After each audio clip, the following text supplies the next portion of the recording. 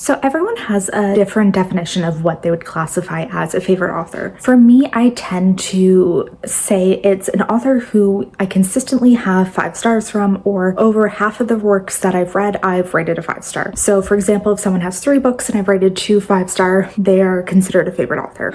So this kind of keeps it like constantly in flux, because if authors are somebody I loved previously and have started coming out with books that I don't like, you know, things change. So today I want to test somebody who I have started to consider a favorite author, who is Olivia Blake. So she has had 3 books that I've read so far, which are The Atlas Six, The Atlas Paradox, and Alone with You in the Ether. I've given The Atlas Six and Alone with You in the Ether both 5 stars. So as of right now, I am very much considering her a favorite author of mine. But she did also, they're not new, but they are traditionally published recently. They're newly traditionally published 2 new books, which are One for My Enemy and Masters of Death. So I want to read these 2 other books of hers and see, am I still going to consider her a favorite author after reading 2 more books of hers? So part of what I love about Olivia Blake's writing so much is that it is just incredibly intelligent. Every single piece of writing that she's come out with, it feels so smart, so well thought out, so meticulously organized. And like a lot of the books just make me feel like I could be smart, like I am not smart enough to read them. Beautiful quotes, especially in her book Alone with You in the Ether. I've read some of the most beautiful quotes about like mental illness and love, and I just really want to see, is this going to continue on these other 2 books? So I really can't wait. I have such a strong feeling that both of these are going to be fantastic, and I'm going to dive right in. So the first book that I'm going to be reading is One for My Enemy, which is, I believe, a Romeo and Juliet retelling, but featuring witches in modern New York and just 2 dueling families, a lot of revenge, a lot of murder, and just a constant fight between the 2 families. So I've gotten a little bit over 50% of One for My Enemy, and like, I'm not surprised at all, but I'm absolutely loving this one. Like, I think that the writing in this is so incredibly beautiful, and it's really reminding me of Alone with You in the Ether, just because of how absolutely ridiculously beautiful every line is, and how much I just want to like annotate this book. Like, I'm reading an ebook right now, but I really am intensely feeling this need to buy a physical copy just so I can annotate and like copy out every single quote that I'm loving, because like every one of them. So we're following 2 rival witches families. So there's Baba Yaga's group and Koche the Deathless, and those are just monikers they've taken for themselves after the famous stories. But Baba Yaga has 7 daughters who are all incredibly talented witches, and all of them work for her at this like kind of like a hipstery witch store that's their front for like this huge drug operation of like witch hallucinogens to college students and stuff. And then on the other side we have Koche the Deathless and his 3 sons, who are all also doing like organized crime and that type of stuff. But so 12 years before, these families had been close friends, but following the death of Baba Yaga's husband, she basically had a really intense falling out with the other family because she refused to like bend in and become part of them. She decided it was time for her to embrace her own power and become her own leader. And ever since then, the families have been at odds. They've been kind of at war and just really against, constantly competing in this magical sphere. So where we start off in this book, Dimitri, one of the sons, has been accused of selling this like magical hallucinogenic drug that the Baba Yaga crew controls, and because of this, one of the daughters takes revenge by putting him in a magical coma. This basically sets off a huge war between the families. So one of the youngest son, Lev, becomes tasked with infiltrating one of the other daughters, Sasha, and they very quickly fall in love despite knowing that their families are enemies, and they are desperate, knowing that like even if there's no way for them to be together, they want to enjoy the time that they could potentially have. And their love story is just like so sweet. They're like really just saying like such beautiful things to each other. And where we're at right now, things have kind of come to a head in their war. So where we're at right now, like things are really starting to take place in the war. Like people are dying. There's a lot of revenge happening. There's a lot of like going and making deals behind each other's backs. And it's just starting to get very interesting in like seeing which family is going to try to outmaneuver each other, while a lot of the children aren't necessarily as into this war. They're just supporting it because it's something that their parents are forcing them to be a part of. But it's very interesting, and just the writing, immaculate.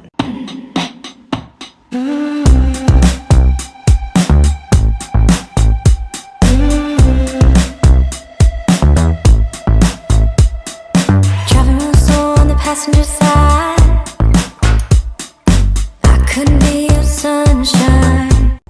Very insanely, incredibly, like ridiculously happy to report that I found another 5-star, and One for My Enemy is top tier. So good. I think this is going to be like on par with Alone with You in the Ether as like my top books from Olive Blake. This was just so fantastic. So originally I thought that it was only like a Romeo and Juliet retelling, but it really brings in like a bit of the plot of A Midsummer Night's Dream, and then Russian folklore, a bunch of like modern magical elements, and it's a lot. There's a lot happening, but it just works so well for me. Like, I find it just like absolutely worked perfectly. So there's crazy amount going on. There's like all of these betrayals, this drama, this like magical world that we're learning about. There's so many characters that are featured, but like despite that, it just, I don't know, like it never felt overwhelming at any point. It just felt like the perfect amount of information, and like really enough to like get you so incredibly invested in all of the people's lives and just really deeply care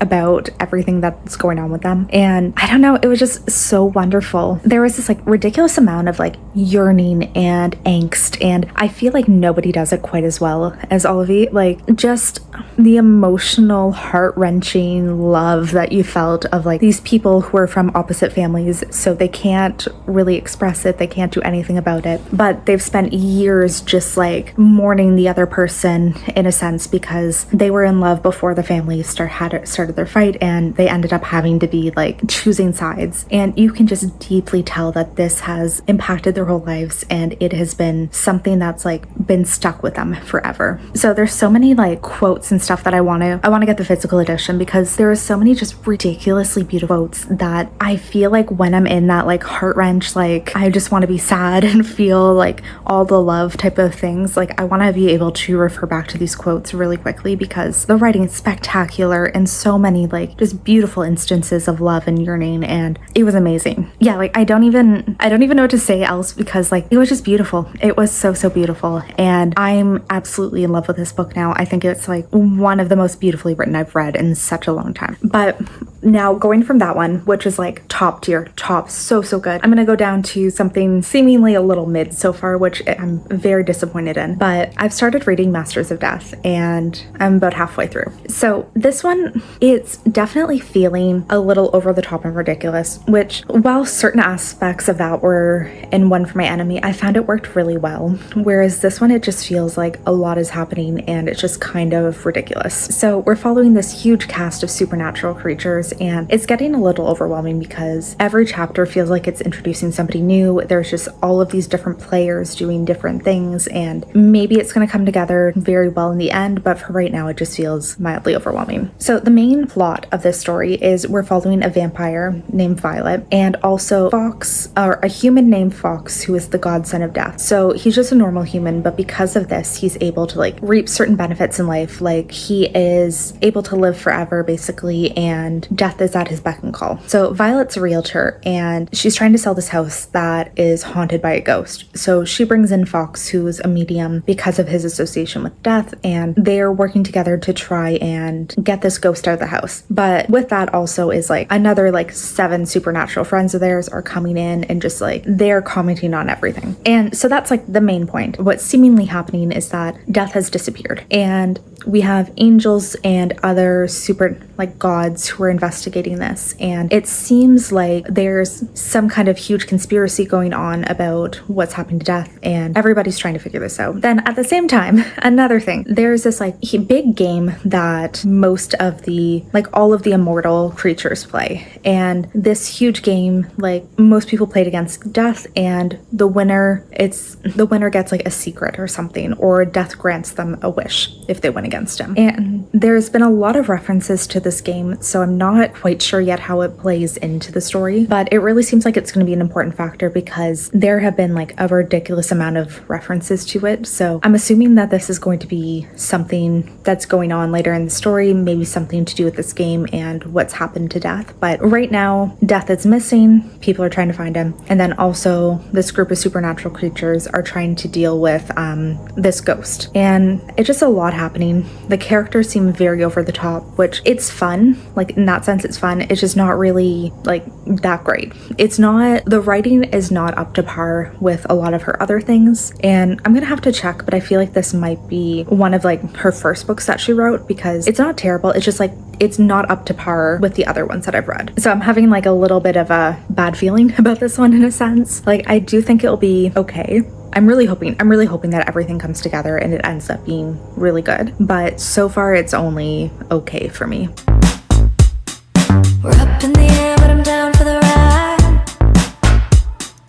I couldn't be your sunshine. Yeah.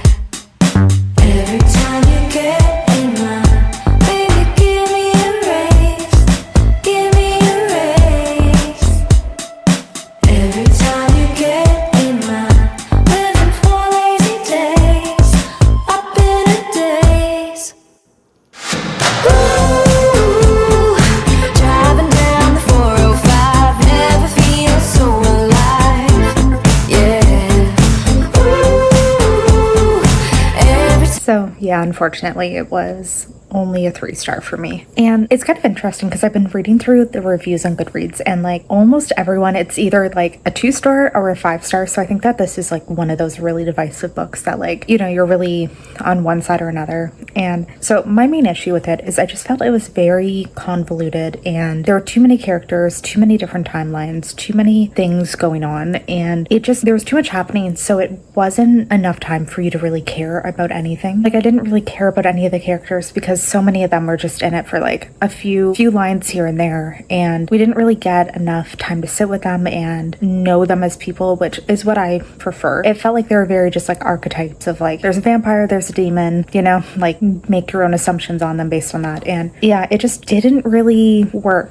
It was just very convoluted in so many ways because the main plot of this book ended up being like Death is being held prisoner, and there's this complicated game that immortals play that our main characters have to win to be able to free Death like from this demon lord. And it was just weird. It was weird. So a lot of the game itself was very like theoretical, talking about secrets and your worst regrets, and that's basically, it's whoever has the less to lose is the winner in a sense. It was very confusing, and I feel like I really missed the point of the game. A lot of it just really like went over my head because I don't think it was like well explained, and it was just a little too abstract. And just what I love so much about her writing was really missing from this book. It just wasn't there. It wasn't great, and I think it was just like a mediocre kind of like campy book with not much substance. So, you know, 3-star for me. But, you know, overall, I'm really glad that we did manage to get a 5-star out of this. That is incredibly exciting. Like, I'm really happy I found a new, possibly all-time favorite book. And, you know, I think it's very safe to say that Olive Blake is a favorite author of mine, and that she is somebody that I very much will always be picking up books from her. So I'm going to end the vlog off here. If you haven't already, please subscribe. Comment below if you've read any of her books and what ones are your favorites. And hopefully I will see you in the next one. Bye.